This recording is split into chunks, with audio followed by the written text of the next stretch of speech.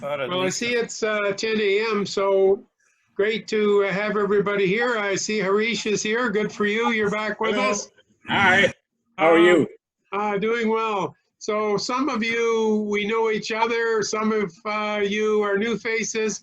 So what I think we'll do is just go around and everybody just maybe take a minute or two. Tell us where you're from, what kind of a road trek unit you have.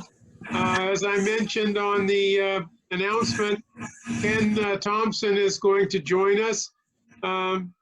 It's his first time on Zoom, and he used to be a road track employee until everything went sideways. He worked with them for 29 years, so he's got a wealth of experience in what's behind the walls of road treks that we may have.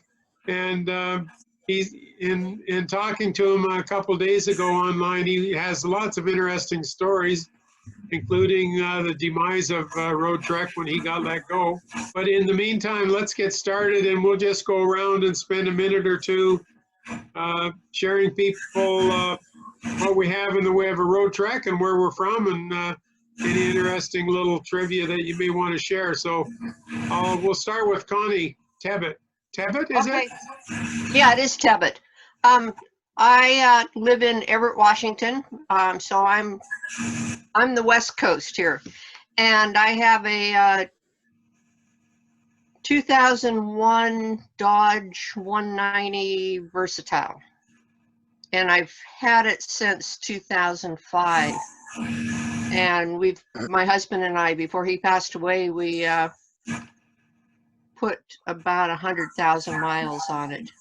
So it's been used. Very good. How about Diane Windsor? Hi. Well, I'm presently living in Sarnia, Ontario, having relocated from the east coast of Canada, Nova Scotia. I have at the moment my third road trek, the 2004. I got it right direct from the factory at the end of July 2006. It was an unsold unit, anniversary edition 210, and it replaced a 2002 200, which was one of the last 200s off the assembly line. And prior to that, we had a 1993 Dodge 190, which we bought in '98. The other two are brand new. And I am a boondocker. I like to travel with it. Right now, the 210 has 152,000 miles. It was built for the U.S. market, so it's in miles on it. And I can't wait to get going. I do small road trips, as Gary was talking about. I have done a little boondocking within Ontario in the present situation. But that's it. But like the rest of you, we're all tied down a bit now.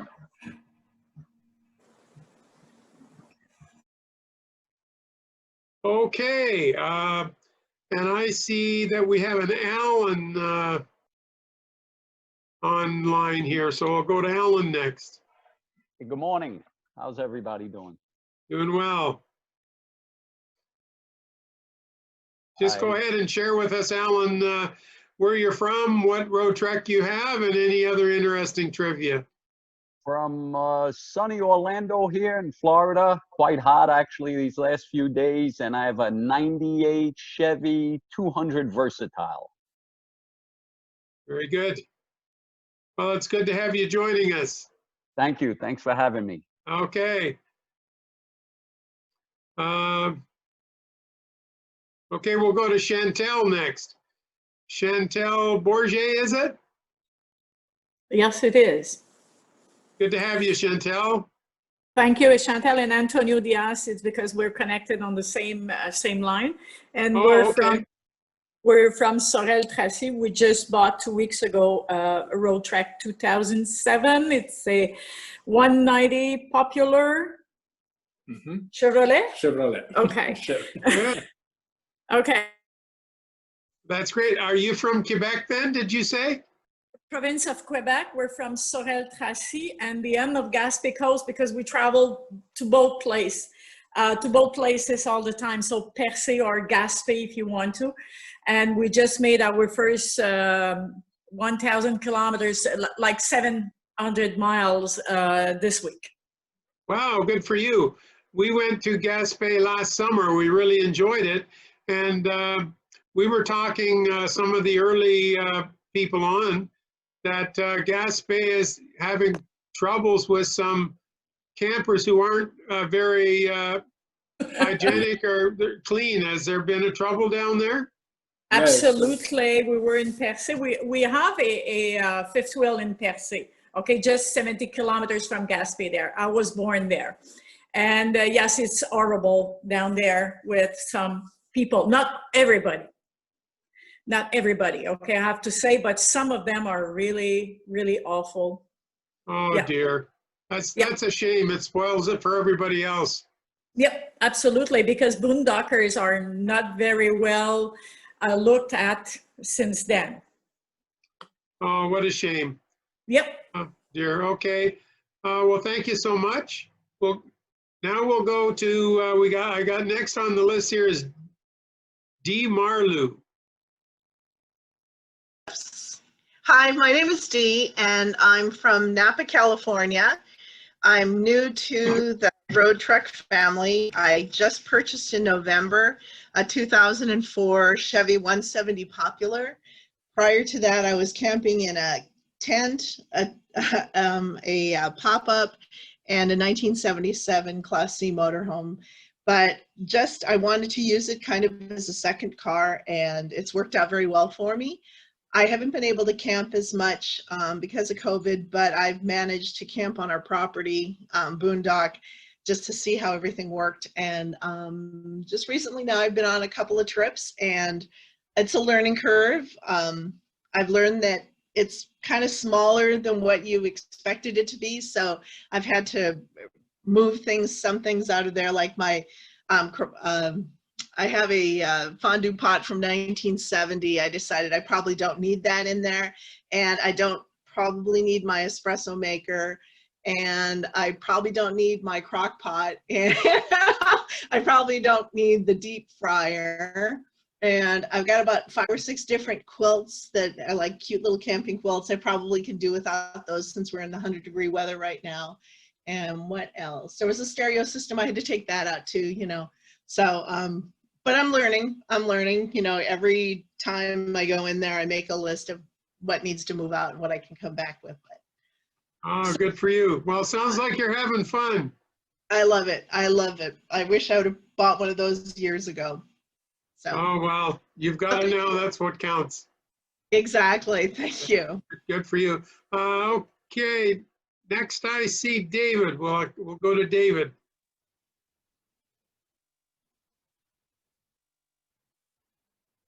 Are you there, David? You have to unmute. Yep. Took me a minute to find. Took me a minute to find the button there. Okay. But I have a 2002 Dodge 190 Popular. I've had it about 2 years, and we've enjoyed it a lot. I love this group. Get a lot of information from everybody, and looking forward to doing a little more camping. We hadn't got to use it as much as we wanted to, but live in South Mississippi where it's good and hot right now, so we're got it down for a little maintenance. But I do appreciate you guys, and we'll talk with you soon. Okay, great. Thank you for joining us. Next on my list, I've got Deborah Hamilton. Are you there, Deborah? And by the way, I see Ken Thompson's joined us. Welcome, Ken. So I have just bought 1 week ago today a 1995 190 Versatile in Niagara Falls, Ontario. We drove it back. I live in just north of Kingston. Looking forward to it. We've got lots to learn. It's a 1995 in excellent condition. Wow, good for you. Well, you're in the right spot to learn all about that unit. Lots of people here got lots of experience, so It's good for you to join us. Looking forward.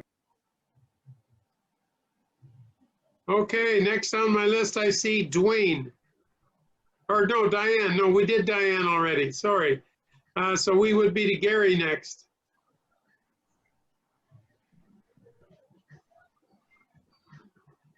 I think there we go. Get the audio working. I have a 2012 Chevrolet 210 Popular. Have had it only for about 3 years, so still fairly new to the road trek world, but a fairly steep but quick learning curve.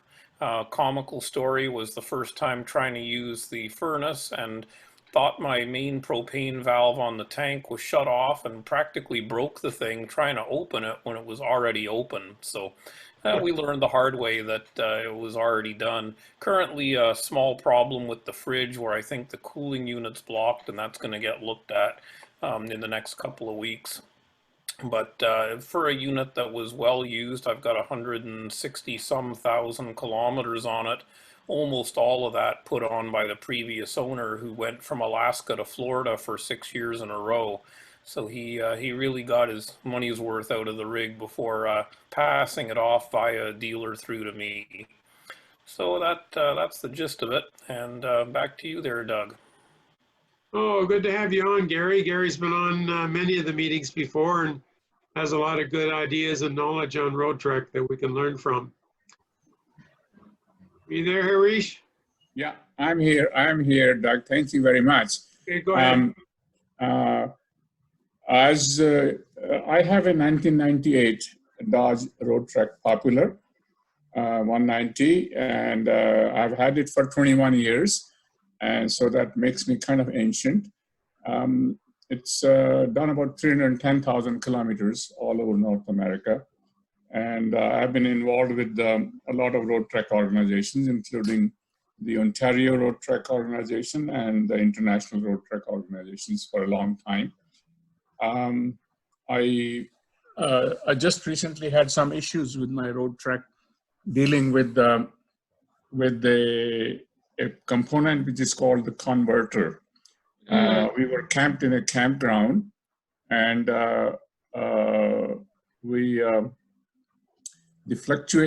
voltage in the campground fluctuated a lot because of overload, and as a result, my converter got hot, and some of the wires there got burnt. So when I had it looked at by the good people at Mobile Life, and they suggested that instead of repairing it, I should get it replaced. So I ordered one from the United States, and it turned out to be the wrong converter. So I returned it, and then I bought one locally from Mobile Life, and so it has been installed, and it's working fine. The issue was caused because we had the air conditioner going on full blast. It was a very, very hot day. I also mentioned to you, Doug, that today, 15th of August, is India's Independence Day. And you asked me to bring India's flag. Here's the flag. Today is India's Independence Day, 15th of August. So here's the flag, Doug. That's all I have to say. Okay. And how long has it been since you immigrated from India, Harish? I came here 57 years ago. Wow. 50, yeah. So good decision? Yeah, pardon me? Was it a good decision? Absolutely, absolutely. Considering the circumstances, I think it was a great decision. I met my wife here in Canada, and we have a very nice family. We have 3 children and several grandchildren, enjoying it. Good. My wife and I just, I should say hello to Judy, who is on this group here. Judy, nice to see you. Judy and my wife and I, we spent about 20 days together traveling to Calgary and back last summer. It's nice to see you, Judy, again. And we'll be in touch. Thank you. Bye. Okay, thank you, Harish. Now, we did have Glenn White on here, but I see that he's dropped off. So if he comes back, we'll try and catch him if he comes back. So next on the list going down here looks like Jane Barr. Doesn't look like I'm muted. You must not have muted me. You're okay, yep. Okay, and this is Bob, Hello. and we're from Sarasota, Florida. We've had our road trek a year ago, May, and we immediately took it out on the road and went to Newfoundland with it. It was very much a learning experience, still is. We have a 99C 200P. Very good. It's Well, good to have- it's the 25th anniversary edition. That's how we know it's a 99. It's got a nice sticker right on the door. Oh, yeah, we've got one of those as well, except ours is a 2000, so it must have put it on a couple Yeah. years. Yeah. Okay, thank you for joining us. Next, we've got Jane. We'll go to Jane Sheridan next then.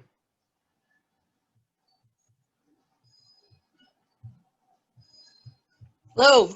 Hi. Hi. We live in northwestern Vermont, and I joined a little late, so I think we're just saying what vehicle we have. Is that it? Yeah, where you're from, what vehicle you have, any interesting trivia? Ha. Boy, no trivia, although I think we might have a propane leak. We're going to get it checked out this week.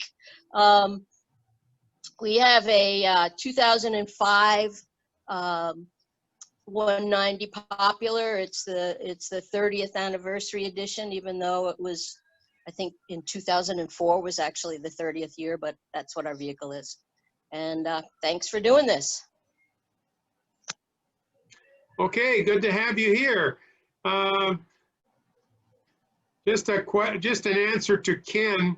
He was asking about chat. So if anybody wants to enter chat, if they want to share anything like an email or whatever, you go to the bottom and you click on the little balloon icon that says chat, and then that'll bring up an area on the right side of your screen, and you can just type in anything you want to type in there to share with others.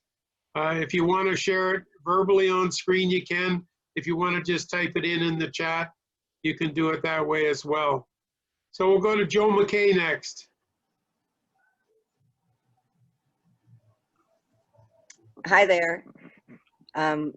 Me and my 9-year-old son have a 98 190V, and we just bought it about 3 or 4 months ago, and we've only been able to do a tiny little bit of traveling around northern Vermont. So Jane, I'll have to find out where you're from.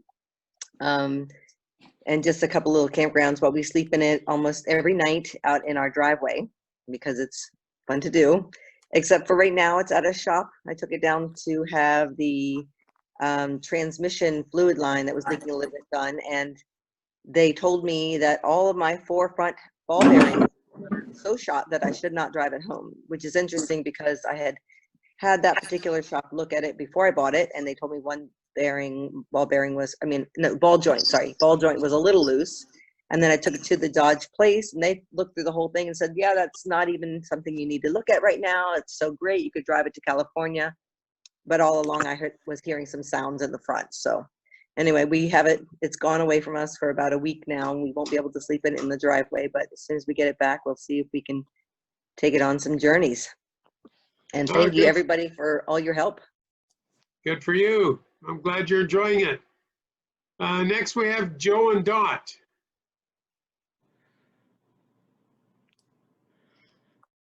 Hi. Good morning. Good morning.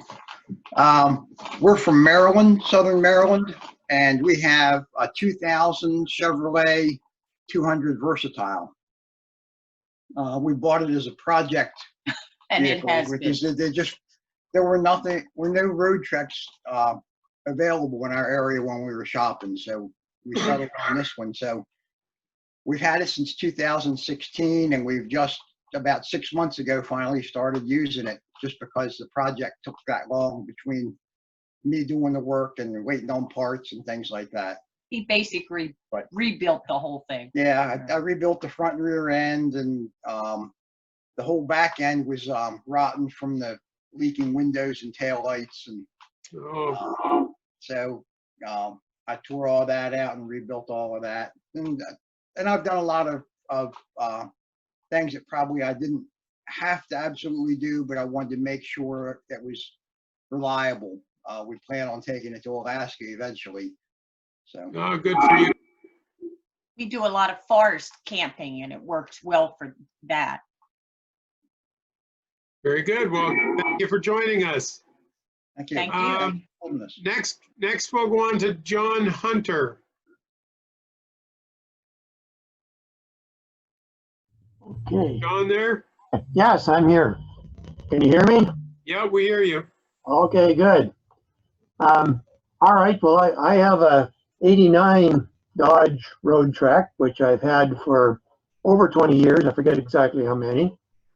And but the vehicle is still in good shape. Actually, my father bought it new, and I got it from him, so it's been in the family since new.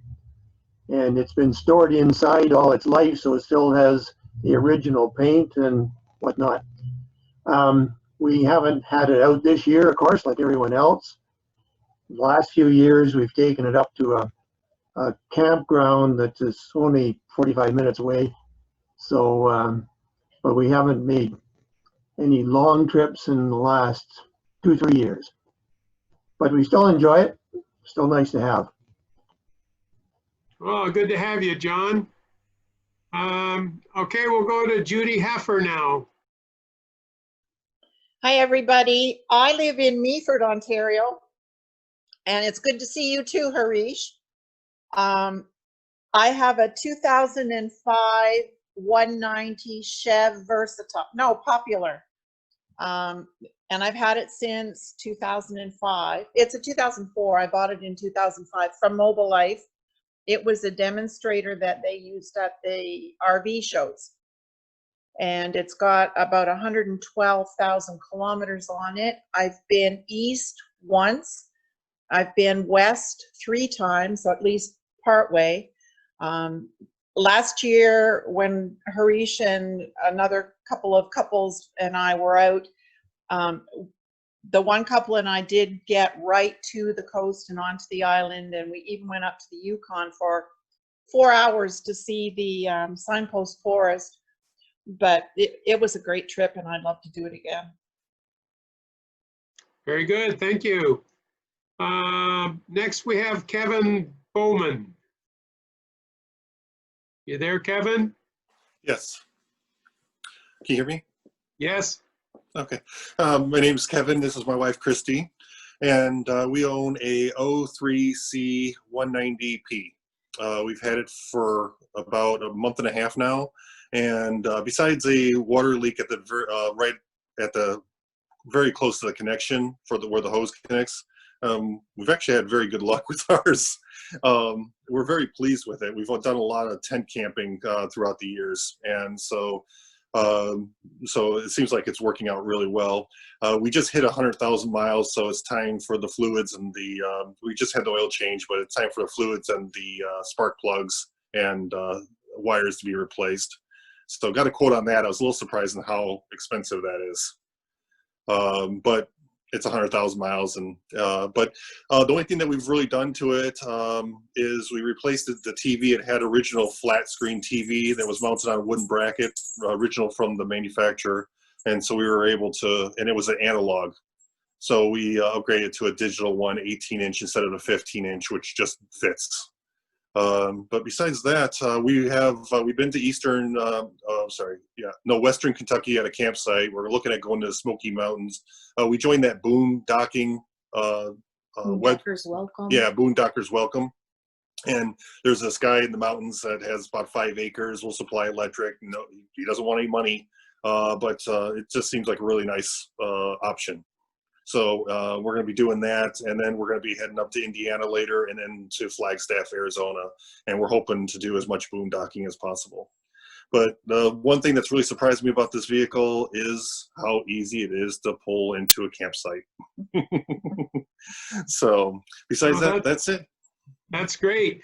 if you folks are going to Arizona, Flagstaff, Utah, Grand Canyon area, if you go on to my personal Facebook page, look under photo albums, and you'll see 2 or 3 photo albums of our travels through northern Arizona, Sedona, Flagstaff, Grand Canyon, Utah, all up in through there. And there's in amongst those photos, you'll see several boondocking spots as well. If you're going, that may be helpful to you.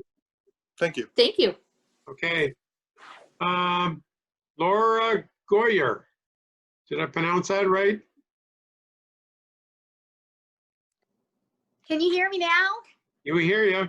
Okay, great. Yes, I'm Laura, and I have a 2000 Dodge 190 Versatile that I've had for almost 2 years, I guess. And when I got it, I've been looking for a while for a Class B, and I didn't know much about it.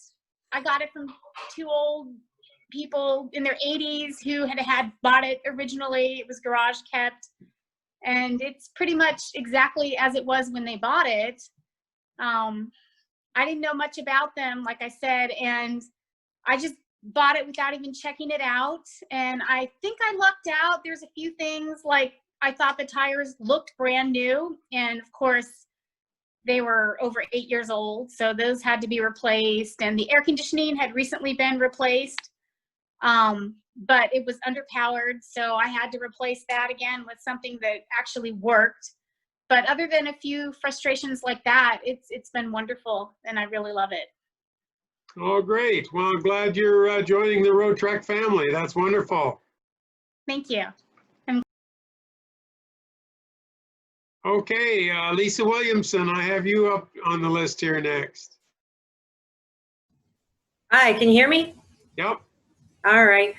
Well, we bought our 98 Dodge 190 Popular last September. And the only place we've had it to so far is the shop in Beaver Creek. Well, we live in Southwest Ohio. So we've had it to the shop in Beaver Creek to have some suspension work done and new shocks and new tires and new bunch of stuff, but still have to replace the house battery that got cooked from, it has solar, and I don't know if it was cooked from a bad isolator or just a bad solar controller. So I've got all new parts for that, and I've been working on it little by little since our big grand out west trip got canceled this year. So we would probably be in Washington by now if not for COVID. But this is my first time joining because I always miss it, and it's my first Zoom meeting ever. Wow, good for you. Well, you're doing quite well then. Well, I spent the first 15 minutes trying to figure out my video because it wouldn't come on. So, well, you got it working. But I'm glad I made it. Very good. We're glad you did too. Thank you for joining us.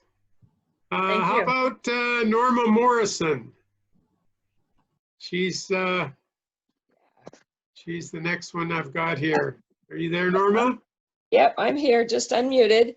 I live in Iowa, on the eastern side of Iowa, and if you are praying people, pray for our state. We really got demolished Monday in what they call a derecho, which is an inland hurricane, and just incredible. I'm fine where I am, but it's really been bad out here, and unfortunately not getting any media coverage nationally much, so who knows why. Anyway, 5 years ago, my husband was diagnosed with FTD, which is an early form of dementia, and we both love to travel. So in 2016, my son found us a Roadtrek, which I'd been looking for, 2 blocks from his house.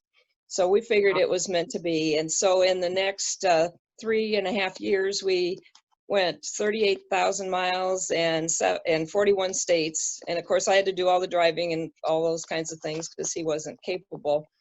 So my goal now is I have the 7 Western states, which I'm still debating doing in September, but I'm a little concerned about doing that, although I did everything when we traveled before. But oh, we have a 97 190 Dodge Versatile and absolutely love it. And I decorated it all in Disney because we're Disney lovers, and I actually have reservations for the Disney campsites in November. So you Orlando, Florida people, I'll be down your way in a few months if I don't make it out west. I'm hoping to do both.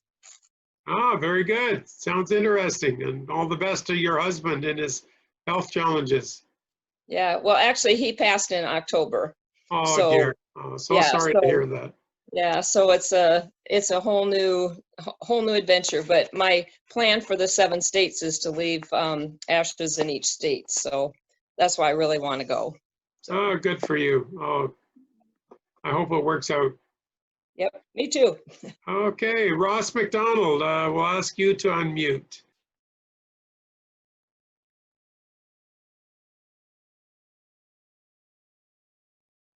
You there, Ross?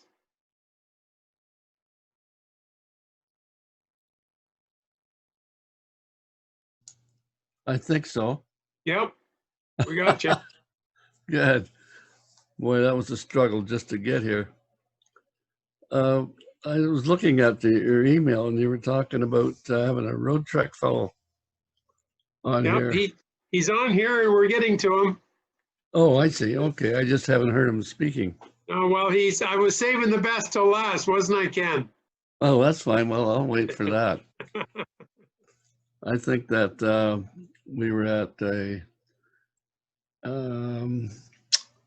home and park rally, and I think you may have attended it and gave us a seminar on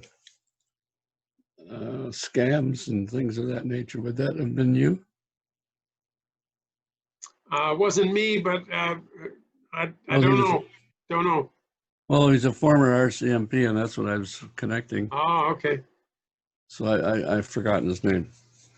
Well, Anyway, I'm a federal policing advisor for the RCMP, but I didn't give any road trek sessions. oh, okay, very good. So it was someone else then. Well, thank you. I appreciate it. And Where are you from, Ross? Place called Markdale, Ontario. Yep. They make Chapman's ice cream there. Very good. Well, glad you were able to join us. Yeah, it was a struggle. I don't know how I did it yet. Well, you did it. That's what counts. Yeah, right. Thank you, Doug. Okay. And now we've got Roy. I know Roy's on here. We talked to him a minute ago at the start.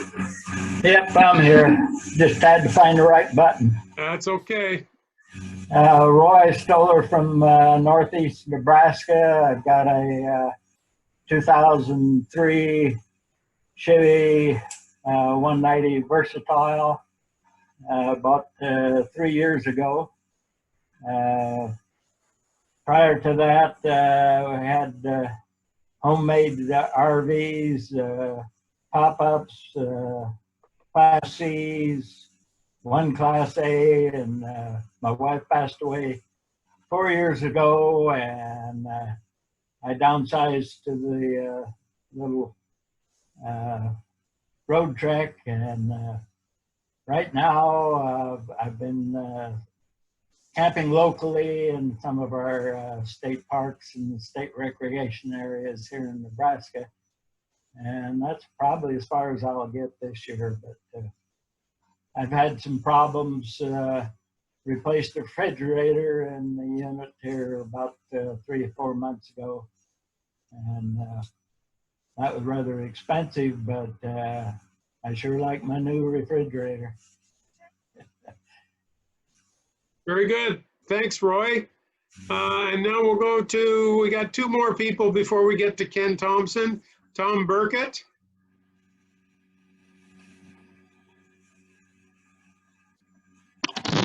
Hello. Can you hear me? Yep, a little bit of static. I'm not sure why. Well, we're on the road, so that may be why. My wife Patty and I travel in the 97 190 Popular on the Dodge chassis. We owned it for 6 years. We travel 3 to 5 months out of the year, probably various places around Thompson. And I've done a fair number of upgrades and modifications on our road track. The next thing we're looking at doing is replacing the carpet. Very good. Where are you now? We're on our way from Baltimore back to our home in Granville, Ohio, just east of Columbus. Okay, you're breaking up a little bit. Thanks for joining us while you're on the road. Glad to be here. Okay, and Tom Sutton. You there, Tom?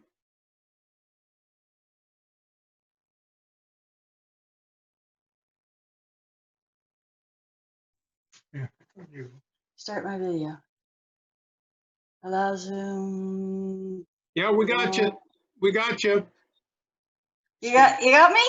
Yes, we hear you. Can't see you, but we Okay. can hear you. Okay. I don't look much like Tom, I know. I'm a road trekker. I'm on my 4th road trek. I'm from Ancaster, Ontario, originally from Newfoundland. So you can imagine I've made many trips to Newfoundland. And I travel alone most of the time. And I travel all across the United States in the winter, from Florida to California to Washington State. I love it. I've put over 500,000 kilometers in my 10 years of travel. But I'm kind of parked now. Very good. Okay, so by the way, Gary, I just noticed a chat here from Gary to remind people that you can, if you want to, rather than unmute, the other option is to push your space bar down to access the microphone. So while you hold your space bar down, you can, while you hold your space bar down, you can talk and then let it off. It's like a toggle switch. And I neglected to tell you that earlier. So now we're getting to, is there anyone else that we may have missed? I think there may have been a couple latecomers, but did we miss anyone for the introductions? If so, just come on now. Hello. Hi. My name is Carmen, and we are from Oregon. We have a 2002 190 Versatile. We got it a few years ago, and we've been doing short trips here in Oregon because of COVID. Our big project is changing the air conditioning. If we can figure out the molding that we need to put over the around the upper grid. So it's a big project, and I don't know if we're gonna get around to do it, but I would appreciate any feedback that anybody can give me regarding where to find that molding and anything else. Maria, this is Harish calling. Can you hear me? Yes. I had a similar problem with replacing my air conditioner. The molding, you should go to a automotive place that replaces windshields. They carry that molding, and not only they carry the molding, they also will install you. It is very, very difficult to install it yourself. You need a special tool for that. So my suggestion is that you go to a place which replaces windshields in cars, and they'll be able to look after this. Thanks, Harish. Okay, folks, Ken Thompson has been sitting there very patient, waiting for us. And now I want to introduce him to share a little bit about his background. I'm not aware that Ken has a road trek, but he certainly has it in his heart, where he did up until a few months ago. And we're just so pleased that Ken, who lives in Kitchener, Ontario, has agreed to join us today. And I suggested he might want to share with us a little bit about how he got involved with Roadtrek. He had a 29-year career with them. unfortunately, when things went sideways, he, like many others, were out of work, and he has a lot of knowledge on how these units that we have were put together over those 29 years. And I'm sure that Ken will share some interesting stories, but also be happy to try and answer any questions we may have. So if you're there, Ken, we invite you to share a few comments and thoughts that you may have.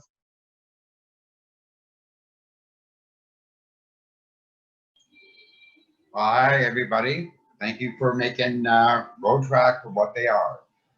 I was employed for Roadtrek for 29 years. My biggest peeve is about how the company went down. They ran us right through the ringer. And I built mostly Chevys and 210. 210 is my favorite van to build on. I was a plumber. I did all the receptacles, the plumbing, like on the 210 where you do all the plumbing, the vanity sink drain, the sink drain underneath the galley. Then when the crisis came through in '98, I lost my job. Everybody lost his job. I filed my last 2 weeks of unemployment back in '98, and I got called back. And when I got called back, we were building 32, 36 units a week by line moves. What I mean by line moves, every 2 hours, the van's got to move. If you're done or not, you had to go with the van. Then we just worked progress. We were building it. And when I got called, we hired back on. Basically, it was a parking lot, like a Walmart parking lot. You went to each van and built the van. With having 20 years seniority in there, and they would not listen to us. Howard Stratton was production manager. And we all know that Jim Hamill took that company to the ground. Jeff Hannemeyer, I started back in there when it was Home and Park Motorhomes on our Dalton Kitchener. Then I just worked my way up the line, and they asked me to come and do electrical work, and I started doing electrical work when the world crisis done. And they told us, you're going to build a van this way, and it's going to be done this way. This is the way they wanted it. We told them it's not going to work. You're not going to get your 32 vans. We couldn't even produce 25 vans a week, and it went downhill from there.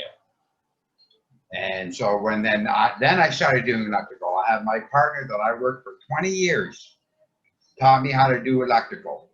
And that's how I got all the knowledge. I was a plumber. Then I basically just gradually worked my way up. I was also a team lead for 5 years. So a team leader was basically responsible for when the lead hand's gone away, you're in charge of production. You had to deal with supervisors. You had to deal with the plant manager. And that's how I got my knowledge, by the people I work with. So I really appreciate, the company has started back up. I know you're all probably aware of Rapido back in the day when they made the Volkswagen Bus pop-up from France. They purchased it. And right now they're basically about 100 people still working there. The main product is they built is the ProMaster van. They do have the odd order for the Sprinter, and that's where I came into doing all the Sprinter work. I had to learn how to do all the plumbing on the Sprinter, and so on and so on and so on. It's funny how the engineers could come to me with a plumbing experience that I didn't know nothing about and say, would this work? And a lot of you old people own older vans, and you're versatile, where on the left-hand side, I had to put the plumbing in there piece by piece by piece by piece. And eventually it came to a sub-assembly where we only had to glue a certain amount of pipes in there. So there you go, Doug.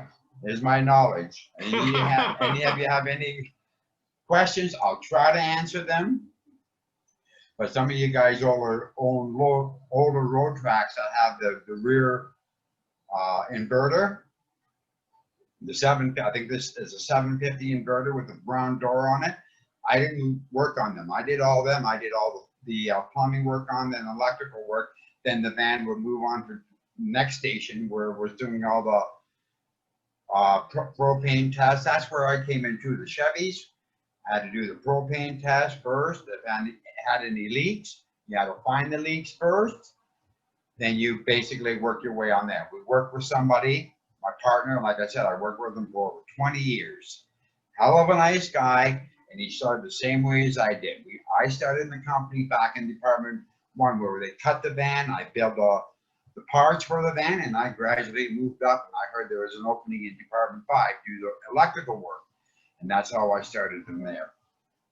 So there you go. So I'll try to answer some questions. I'll try my best because I haven't been there for, you know, I had the experience to go back to Roadtrek. There is in Cambridge, Ontario. And I just think it's my age has got me back there because they're actually, I applied for that job 11 times and I saw them, they won't even take me in consideration. Okay, do we have anybody who wants to unmute and ask Ken a question?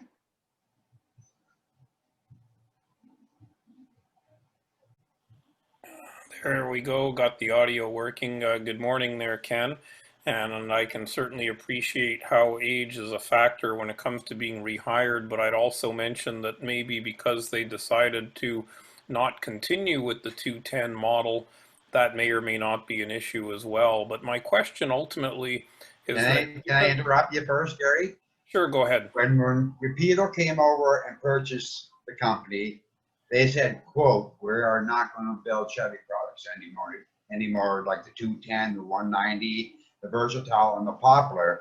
And I think they made a big, huge mistake because the U.S., they love their Chevy products and they won't build it. So basically all they're building is Sprinter and the ProMaster vans. And by the way, Gary, the 210 van, I could do that with my eyes closed. Okay. And I'm sure you could after the number of years. And my question, which might be helpful for others with at least a 210, is we all know that the tank sensors for the gray and the black tanks are almost useless in that they will indicate, you know, a more full condition than what they really are. And the only way to fix that is to kind of flush out the tank. Now, with regard to the black tank, I'm wondering if using the classic Camco stick with the 90-degree nozzle at the bottom, is it possible, because of your knowledge of the plumbing of the vehicle, to use that down the toilet and direct the nozzle spray so that it actually can clean the sensors? Is that geometrically even possible, or am I wasting my time? Sometimes what we did back in the days when it could be just that probe that's sitting in the tank. What you will have to do is drill a new hole and see if you can find one of those sensors. The sensors is a black little rubber, and we just basically just drill it in, and it just almost like a Lux, which just folds up. You may have to replace that sensor. Well, if that's true, that would be fine, but let's assume for the sake of argument that there's only sludge covering the sensor and giving, you know, causing the incorrect reading. So I'm just wondering about the geometry of the plumbing, whether or not it's cleanable from a user perspective. Yes. Now, is it you're talking about the inside tank or the exterior tank? I'm talking about the black water holding tank. Holding tank. It could be because it could be rust on it. It could be anything. The thing is, you're going to have to, that can be fixable for yourself. You know, which one is it? The third, the half, the full. There's 3 sensors in there for your tank. Almost certainly it is the half. The 1/3 sensor I'm not too concerned about, and the one that is the above 1/2, the 2/3 sensor, that one occasionally will give me an incorrect reading, but mostly it's the sensor that is at the halfway mark that I'm sure has stuff on it that is causing it to think that there's liquid or solids in the tank, when I know, because I've just emptied the tank, that there's, you know, virtually nothing in it. What year is your 210? 2012. 2012. It could be a loose connection. but I don't think it would be, because basically all they do is they make all your connections in there, and they basically just duct tape it, your sensors, the wires to the exterior of the tank. But it can be hard to get your hand up in there and look at those sensors. Is it very easy to take that sensor out and clean it? Is it not practical? It's very tough to clean those sensors out, because I can't remember how much room is between the body and your exterior tank. You may have to take a small little hand screwdriver and take it out. Is it possible to, is the toilet mounted directly to the top of the black tank, or is there any plumbing? That's, you said a 210 popular, right? Right. Okay. On your toilet, there's little caps on there for your nuts. All it is don't know what size. You take the nut off, and it's actually sitting on an actual toilet flange, just like you do at your house in there, and remove it from there. Now, is that toilet flange seated directly to the top of the black tank? Yes. Yes. It's a funny looking tank. It's a funny looking P-trap. It's almost like 6-8 inches long, and the way you have to fit it in there, we actually physically have to sit there and twist it like that before it actually fits on the tank. But then there's a rubber coupler between the freshwater tank and the actual fitting of your toilet flange. And all it is then with a clamp screw, all you have to do is remove the screws and your tank, and you got your bar underneath there, and you loosen those. But it's the a tough toilet job. What I'm getting at is that I don't believe there's any P-trap between the base of the toilet and the black water tank. I believe it goes straight into the tank. It goes yes, it goes directly into the tank. Okay, that's what I thought. So it might be possible to flush that tank. Yes, you can probably flush it out, but like I said, it may be tough for you to get up there to find your sensor wires, because I'm pretty sure, like I don't remember, but I think that you should just duct tape the wires to the outside and exterior of your freshwater tank. But I would suggest maybe first getting on your back and take a flashlight and take a look just up on the side of the tank. Should be taped there. Check all your connections first, because you remember it's on the outside. It's going to get through the rain, the snow, and everything else. It could be corroded. You never know. I would try looking at that first. Okay. Okay. Hi, Gary, can I talk, Gary? Can you hear me, Gary? Yes, go ahead. I have in a 190 Dodge Popular, and for years we've been using a hose with a rotating knob at the bottom of it. You can buy it on any RV store, and what we do is we flush every time we empty the black water tank. This technique has enabled me to keep all the sensors clean for nearly 20 years. And you're just using that stick with the rotating nozzle going down through the toilet, I presume? Yeah. The only thing you have to watch for is that when you have the water going through that nozzle, sometimes it hits the side of the black tank. So what you do is you don't want to do that.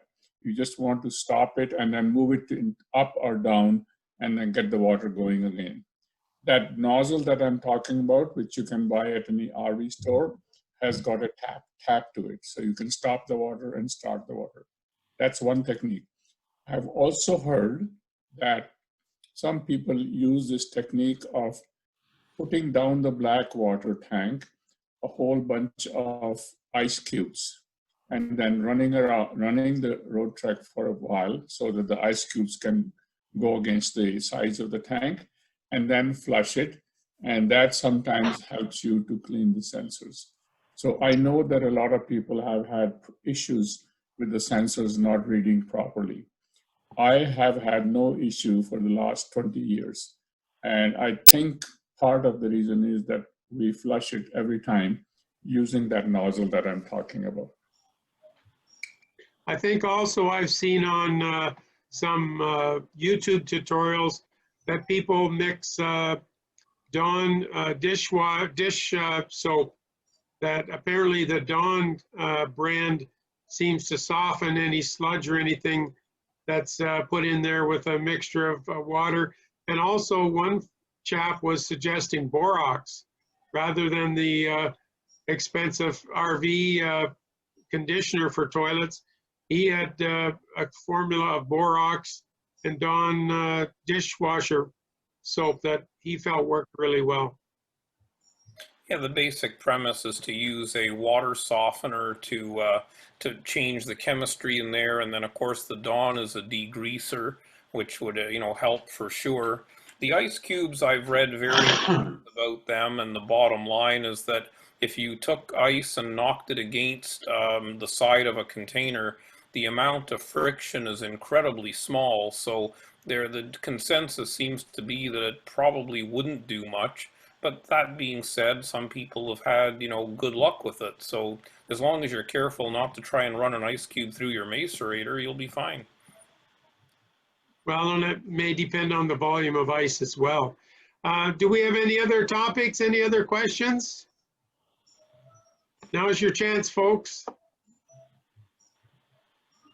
Yes, we still have not been able to get our generator started for more than a few seconds, and I've used Seafoam, and I loathe to try to take that thing out to get it worked on. I was wondering any tips and tricks other than using the Seafoam and trying to start it and then leaving it set and trying again. Is there any way to get to the spark plug without removing the generator, etc.? Lisa? Yes. What year is your road track? I'm sorry there. What year? It's a 98 Dodge 190. And the generator is in the rear end of the motorhome, and it's bolted up there, right? Yeah, it's in the back passenger side. You can't get I'll try to see if I'm gonna help you. I'm not gonna say it's gonna work, but I'll try. Okay, there's an outside door on the no? There should be a door, a black access door in there. Okay, no, only it can be accessed from underneath or from the top. Yeah, that's what I'm saying. Under the bed. What year is your road truck again? Is it inside the coach, or is it bolted underneath the RV? It's underneath the back passenger side. The back passenger side, yeah. So the only way access you have to it is that you're gonna have to. There's a black access door panel that you have to remove from your generator, and the spark plug is actually physically in there. Okay. It'll take some doing to get in it, but the only way you're gonna do that is you're gonna have to get somebody with a lift, unless you want to crawl underneath the van and do it. Right. There's a black door that removes it. You get basically accessory from there. You may have to change the filter in it. Okay. Because I think what they did back then is they ran the fill filter, black hose, right into the gas tank. And basically, you may have to replace a filter in there. Could be clogged. It won't start, but it ends up stalling out on you, right?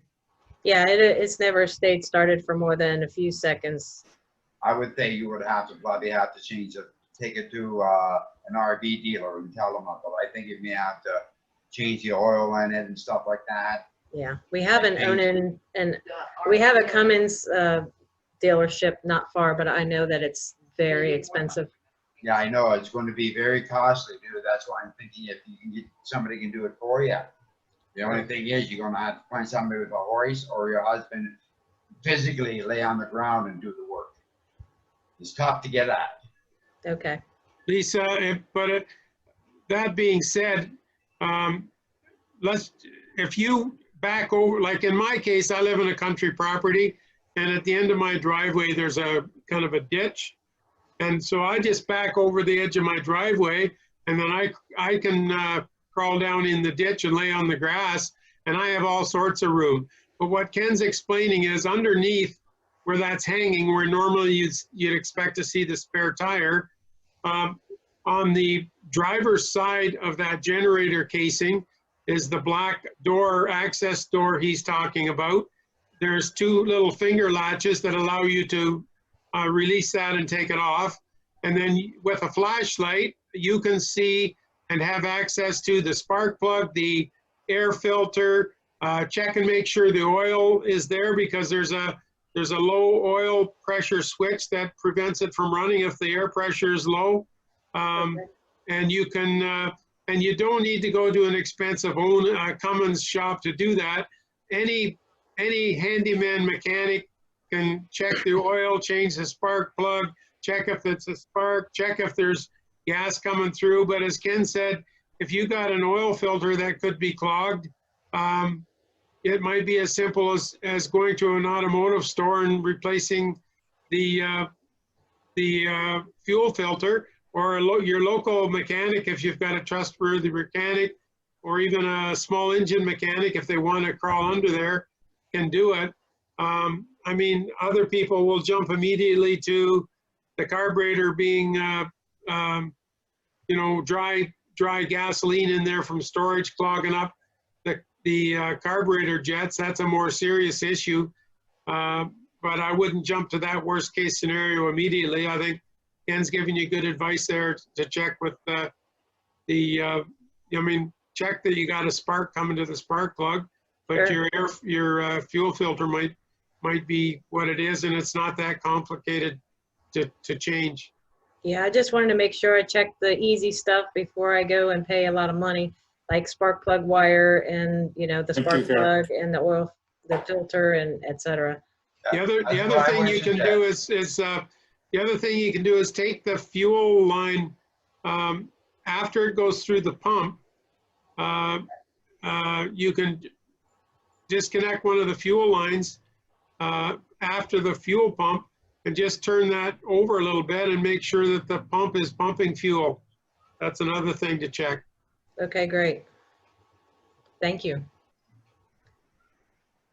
So who's next? Any other questions for Ken? I'm just going to comment with Lisa's problem. Does it run as long as you hold the button in, Lisa? Not always. Okay. Mine, It as long as I held tries the to crank button. over.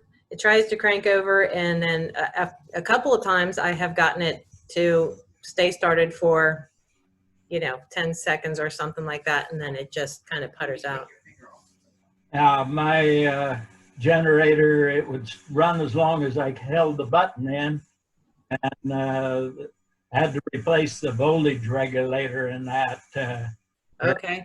months ago. Thank you. Okay. And I think I heard somebody else with a question. Yes, this is Dee, and this just might be a silly question, but I had heard that from other groups that it's possible that my hot water heater might run both on propane and electric. Has anybody else heard that? Maybe Ken could fill me in on that. Say that again? I had heard that there's a possibility that my water heater, I have a 2004 170 Popular, and someone told me. Chevy? Yes, this is Dee. Okay. I had heard that there was a possibility that my hot water heater might run on both electricity and propane. That is correct. That is correct. That is correct. That is And they correct. said something, there's a switch, it's kind of hard to get to, they said, but it's back behind the burner in that area. I'm not quite sure. After I got this information, I had taken my Roadtrek in to have some other issues looked at. And so I didn't have a chance to see that. And the mechanic said, when I'd asked him, he said, well, I don't know. I hadn't really seen anything like that yet. So I was just curious at where I would look. Actually, there is no switch on the water heater itself. So Okay. basically, the only switch that you see is going to be up on your monitor control panel, and it'll say water heater on it. That's the only switch there is. It is not physically. There is no switch on the water heater itself. Okay. So Ken, how does she switch? How does she switch whether she wants to run it on propane or electric then?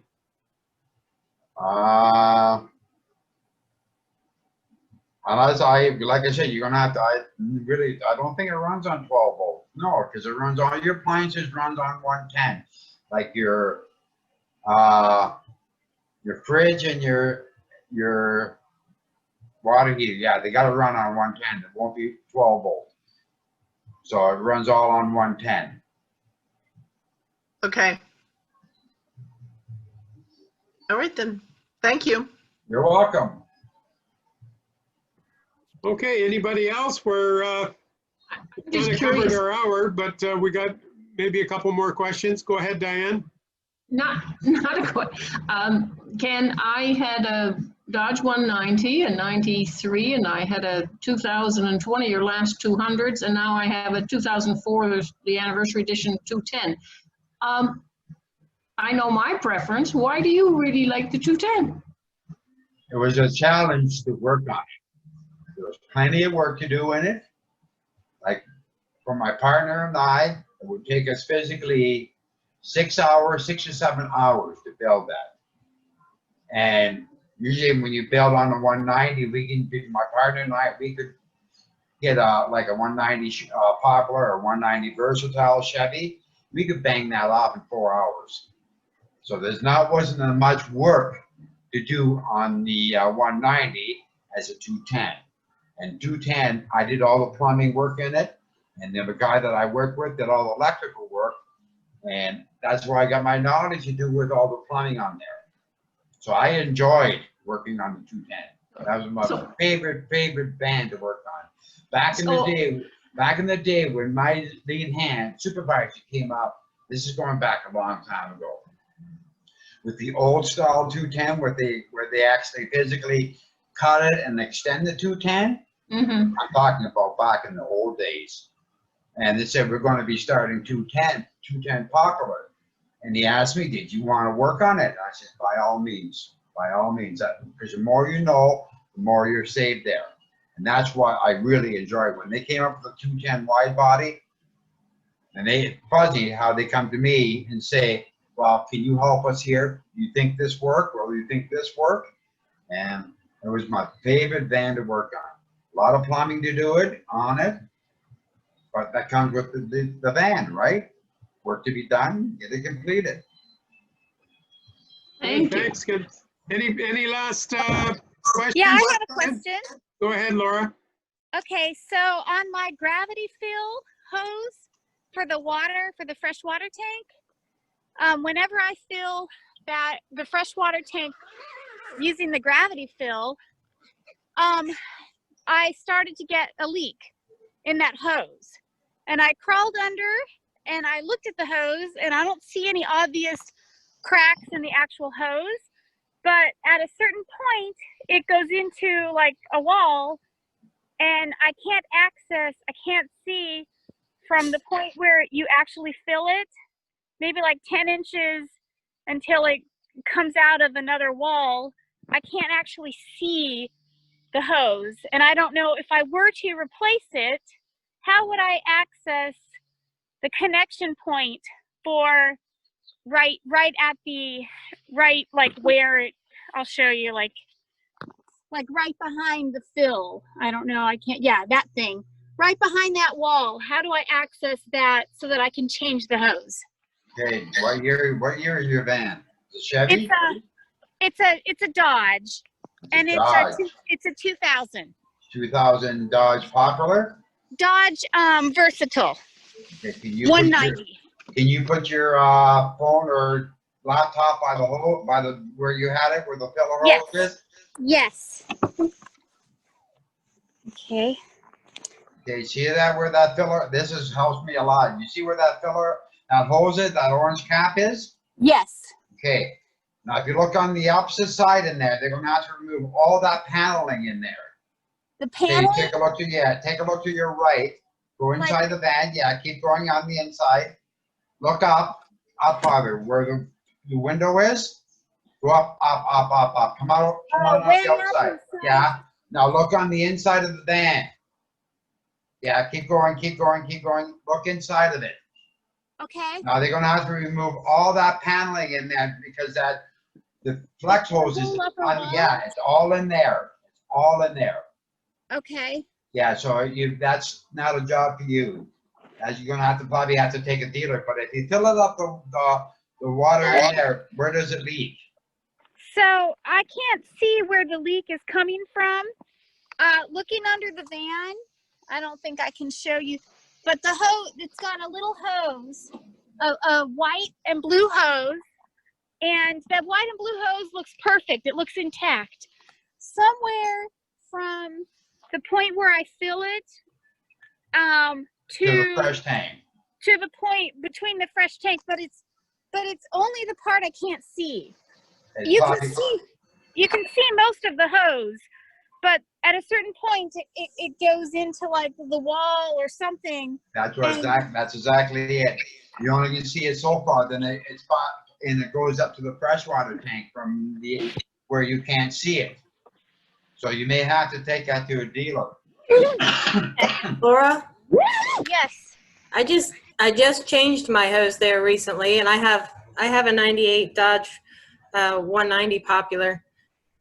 And if you where the fill cap is, yes, and there's I don't know if yours is riveted or screwed on. I think I might have had to drill out the rivets on the top and bottom. They're pop riveted in there, so they Okay. I drilled those rivets out, and I just ended up putting it back on with screws. But you can take that hose out from there. Mine was totally just practically in pieces when I took mine off. And I bought the hose on Amazon and had it shipped. And I just took that hose out from there, kind of pulled, I unclipped it from there. Yeah, I drilled those out. I drilled those out. Okay. And when you put it back, you're just going to use screws. But Okay. I drilled those out. And once you take that off, you'll see the hoses connected to that piece, that plastic piece right there, not the orange piece, but the white piece. So you you just pull that out and Yeah. you disconnect the hose? Yeah, you just pull Oh. that out and you'll see where it's connected. It might be leaking right there. You don't know. Yeah. Right? Yeah. But I replaced the whole hose, and the way I got it down through there was I took a piece of fiberglass, like a tent pole or something, Uh-huh. and I stuck it down the existing hose. And then when I pulled that out from underneath, I threaded the new hose onto that and was able to push that down. So that makes it follow the correct path instead of just trying to shove, hose down through there. And I was able to, just with some hose clamps, get that connected underneath and connected right there at the top. I used the existing wire hose clamp, and mine worked out great. Okay. Thank you for Laura, this Yes. is Harish. At what point does your hose start to leak? When you start filling it from empty or when it is almost full? It's as soon as I start to fill it. It's not the overflow. It's not just overflowing because it's full. Okay. Yeah. It's definitely like something's like continuously as I'm filling it, it's leaking. Yeah, And I it's think like the suggestion that Lisa has mentioned to you is a good one to follow, really. yeah, I'll give that a try. How have you been filling the tank in the meantime? Have you been using the city water? I can still fill it. It's not a bad leak, and it's just irritating, but like I can still fill up my tank. It's no problem. It just leaks a little bit. But I'm concerned about contamination. Okay, have you ever tried putting a hose down, like a garden hose, Laura? And trying to fill it with that, like push the garden hose all the way as far as you can do it? No, I haven't. I usually have one of those fills that's a flexible hose that's made to fill the freshwater tank, and it's only probably not 8 or 9 inches long. So that's as far as I go down. But you're right. If I just push a hose further down, I would probably bypass the leak area. Exactly. Try that. Try a garden hose down that hole. and see how Yeah. it works. That might work, Laura, but I tried it, and I even I bought a short hose and I cut it off at an angle thinking that I could push it down there, but those ribs made it really hard to shove down there and actually made my hose fall apart the rest of the way. It was in such bad shape, but you can give that a try, but it may work for you. But I tried to just do that to bypass the whole thing thinking it would thread all the way down there, but it just wasn't flexible enough to make that bend without hitting those ribs and stopping it. Lisa, Okay. is your hose also behind the wall panel? Yes, it is. It goes right down, kind of does a curve and goes down. So that's why I use the fiberglass pole to help guide that new hose down there, because there's no way you can't get your hands up in or down, and it's just too small of a space. But the fiberglass pole helps to guide your hose. Thank you. Okay, great. So we're going to let, I think we'll have one last question for Ken, and we'll let him get the last word in, and that would be, Ken, could you tell us a little bit about maybe your feelings and any feelings of your coworkers with regard to A, the closure, and B, the current status of what's going on over there, if you know much or if you've heard much from your former coworkers. Want to give us some closing thoughts on that? Well, then, like I said, there's a lot of people I worked with over the years there, and I think they took us through the ringers. Okay, I worked with a lot of great people, a lot of great supervisors, and some of them have been rehired back in there. Like, I don't have much experience working on the ProMaster, but I come back, my experience falls back on the Chevys and the Dodge products. So then, like I said, that's where I've still in touch with certain people that I used to work with for all these 29 years. We get together now and again and have a few drinks, and you know, a bunch of us will all get together and talk about it'll be 2 years coming up in February that I've lost my job. And I think it's what they did. It took a lot of great people and took them out of work. A lot of people are not working as of yet, like myself. So I heard over this, my heart belongs with Roadtrek. After 29 years of service, working with a great bunch of people until these people stepped in, they're a bunch of crooks, and I hope they all get what deserved to them. And I think you've heard that Jeff Stratton, forget his last name. He was one of the 4 people who was on there. And how we got back in that company, I have no idea. I have the foggiest idea how we got back in there. But it is what it is. I carry on with my life the way it is. I still look for work. I have applied for almost 400 jobs, and I have not got a job yet. So I'm just thinking, I'm 63 years old now. I don't think I'm ever going to be ever working again. And like, again, thank you all, from me, myself, the people I worked for 29 years. Thank you for making Roadtrek for what it is today. Oh, good, Ken. Well, thank you so much for joining us. And by the way, folks, I had suggested to Ken that he consider doing some online tutorial work or online information source for the Roadtrek owners, because it seems like every day on our forums we have somebody who's bought a new Roadtrek and they're asking for some orientation help. From time to time, people have problems and they're asking for troubleshooting tips, and sometimes we get good feedback from our members, but other times, maybe especially the new owners, they might appreciate some hand holding or a run through. And so I had suggested to Ken that he consider starting out and doing online coaching and tutorials on the Chevy and the Dodge Roadtrek series for the benefit of some of us.